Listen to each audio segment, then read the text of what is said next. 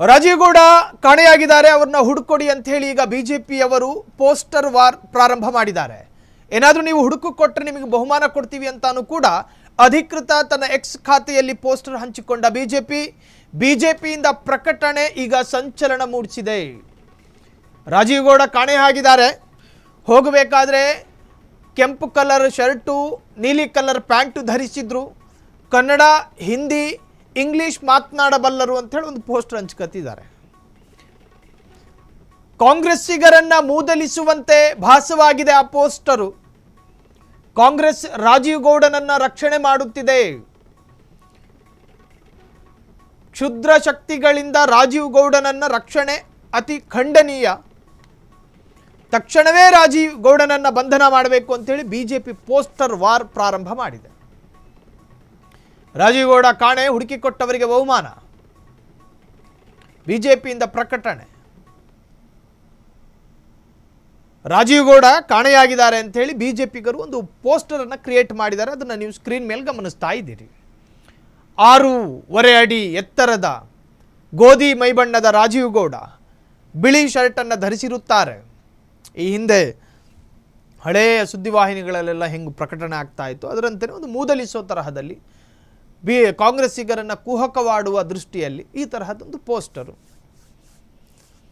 ಅಂದರೆ ಕಾಂಗ್ರೆಸ್ MLA ಅಥವಾ ಕಾಂಗ್ರೆಸ್ ಮುಖಂಡ ರಾಜೀವ್ ಗೌಡ ಈ ಹಿಂದೆ MLA ಕಂಟೆಸ್ಟ್ ಮಾಡಿದಂಥ ಅಭ್ಯರ್ಥಿ ಆಗಿದ್ದವರು ಮಾತ್ರ. ಅಲ್ಲೊಂದು ಸ್ವಲ್ಪ ಅಸ್ತಿತ್ವವನ್ನು ಉಳಿಸ್ಕೊಂಡವರು, ವರ್ಚಸ್ಸಿತ್ತವರಿಗೆ, ವೈಯಕ್ತಿಕ ವರ್ಚಸ್ಸು, ಅದರ ಆಧಾರದಲ್ಲಿ ಅವ್ರನ್ನ ಕಾಂಗ್ರೆಸ್ ಮುಖಂಡ ಅಂತ ಕರಿಬಹುದು, ತಪ್ಪಿಲ್ಲ. ಶಿಡ್ಲಘಟ್ಟದ ಕಾಂಗ್ರೆಸ್ ಮುಖಂಡ. ಅವರು ಮಾಡಿರ್ತಕ್ಕಂತಹ ಗಂಭೀರವಾದಂತಹ ಅಪರಾಧ ಒಂದು ಸ್ತ್ರೀ ನಿಂದನೆ ಅಥವಾ ಸರ್ಕಾರಿ ಅಧಿಕಾರಿಯ ಕರ್ತವ್ಯಕ್ಕೆ ಅಡ್ಡಿಪಡಿಸಿರೋದು, ಅದರ ಜೊತೆಗೆ ಜಾತಿ ನಿಂದನೆ ಅಂತ ಹೇಳಲಾಗುತ್ತೆ. ಈ ಎಲ್ಲ ಆರೋಪಗಳನ್ನು ಹೊತ್ಕೊಂಡಿರುವಂತಹ ಒಬ್ಬ ರಾಜೀವ್ ಗೌಡ ಶಿಡ್ಲಘಟ್ಟದಲ್ಲೇ 2 FIR, ಉಳಿದಂತೆ ರಾಜ್ಯದ ಬೇರೆ ಬೇರೆ ಜಿಲ್ಲೆಯಲ್ಲೂ ಕೂಡ ಒಂದಷ್ಟು ಕೇಸ್ ರಿಜಿಸ್ಟರ್, ಅದು NCR, ಒಂದಷ್ಟು FIR, ಈಗೆಲ್ಲ ಇದೆ ವರದಿಗಳು. ಈ ತರಹದ ಆರೋಪಕ್ಕೆ ತುತ್ತಾಗಿರುವಂತಹ ಕಾಂಗ್ರೆಸ್ಸಿನ ಸ್ತ್ರೀ ನಿಂದಕ ಆತನನ್ನು ನೀವು ಯಾಕೆ ಬಂಧನ ಮಾಡಿಲ್ಲ? ಒಂದು FIR ದಾಖಲಾದರೆ ಇಂತಿಷ್ಟು ಸಮಯದ ಒಳಗೆ ನೀವು ಆತನನ್ನು ಬಂಧನ ಮಾಡಬೇಕು, ಆರಂಭಿಕ ತನಿಖೆಯನ್ನು ಪ್ರಾರಂಭ ಮಾಡಬೇಕು. ಅದಾದ ನಂತರ ಆತನ ವಿರುದ್ಧ ಚಾರ್ಜ್ ಶೀಟ್ ಸಲ್ಲಿಕೆ ಮಾಡ್ತಿರೋ ಅಥವಾ B ರಿಪೋರ್ಟ್ ಸಲ್ಲಿಕೆ ಮಾಡ್ತಿರೋ ಅಥವಾ ಆರೋಪಿಯೇ ಸಿಗದಿದ್ದರೆ C ರಿಪೋರ್ಟ್ ಸಲ್ಲಿಕೆ ಮಾಡ್ತಿರೋ, ಅದು ಪೊಲೀಸ್ ಪ್ರಕ್ರಿಯೆಗಳಲ್ಲಿರ್ತಕ್ಕಂತಹ ಭಾಗ. ಅದು ಯಾವ ಪ್ರಕ್ರಿಯೆಗಳು ಈ ಪ್ರಕರಣದಲ್ಲಿ ನಡೆದಿಲ್ಲ. ಯಾಕೆ? ರಾಜೀವ್ ಗೌಡನನ್ನು ನೀವು ಅರೆಸ್ಟ್ ಮಾಡೋದು ಬಿಡಿ, ಹುಡುಕೋದಕ್ಕೆ 2-3 ತಂಡಗಳನ್ನು ರಚನೆ ಮಾಡಿ ಶೋಧ ಮಾಡಿದೆ. ಅವನು ಯಾವ ಲೊಕೇಶನಲ್ಲಿ ಇದ್ದಾನೆ ಅನ್ನೋದನ್ನು ಕೂಡ ಪತ್ತೆ ಹಚ್ಚೋದಕ್ಕೂ ಸಾಧ್ಯವಾಗದ ಅತ್ಯಂತ ದುರ್ಬಲ ಇಲಾಖೆಯಾಗಿ ಮಾರ್ಪಡ್ತಾ ರಾಜ್ಯದ ಪೊಲೀಸ್ ಇಲಾಖೆ ಅನ್ನೋ ಆರೋಪ ಇದೆ.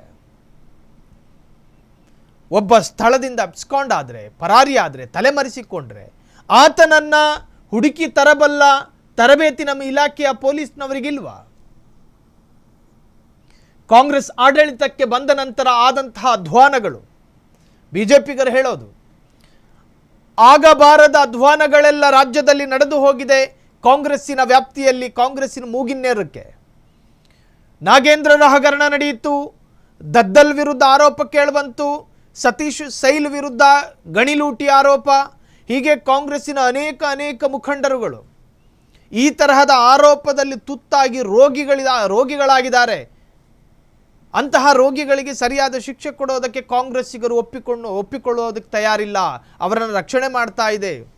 ಅದರ ಭಾಗವಾಗಿಯೇ ರಾಜೀವ್ ಗೌಡ ಸಂರಕ್ಷಿತನಾಗಿ ಈವರೆಗೂ ಇರೋದು ಅಂಥೇಳಿ ಬಿಜೆಪಿಗರು ಪೋಸ್ಟರ್ ಮುಖಾಂತರವಾಗಿ ಕಾಂಗ್ರೆಸ್ಸನ್ನು ಕುಟುಕುವ ಪ್ರಯತ್ನದಲ್ಲಿದೆ, ನಿರಂತರವಾಗಿ ಮಾಡ್ತಾ ಇದೆ. ಹಾಗೇನೆ ಪೋಸ್ಟರ್ ಮುಖಾಂತರವಾಗಿ ತನ್ನ ಅಧಿಕೃತ ಟ್ವಿಟರ್ ಖಾತೆಯಲ್ಲಿ ರಾಜೀವ್ ಗೌಡರ ಫೋಟೋ ಹಂಚಿಕೊಂಡು ಕಾಂಗ್ರೆಸ್ ವಿರುದ್ಧ ಆಕ್ರೋಶವನ್ನು ರಾಜ್ಯ ಬಿಜೆಪಿ ವ್ಯಕ್ತಪಡಿಸಿದೆ. ಕ್ಷಣದ ಸುದ್ದಿಗಳಿಗಾಗಿ ಫ್ರೀಡಂ ಟಿವಿ ಸಬ್ಸ್ಕ್ರೈಬ್ ಮಾಡಿ, ಲೈಕ್ ಮಾಡಿ ಹಾಗೂ ಫಾಲೋ ಮಾಡಿ. ಹೊಸ ಸುದ್ದಿಗಳ ನೋಟಿಫಿಕೇಶನ್ಗಾಗಿ ಬೆಲ್ ಐಕಾನ್ ಮೇಲೆ ಕ್ಲಿಕ್ ಮಾಡಿ.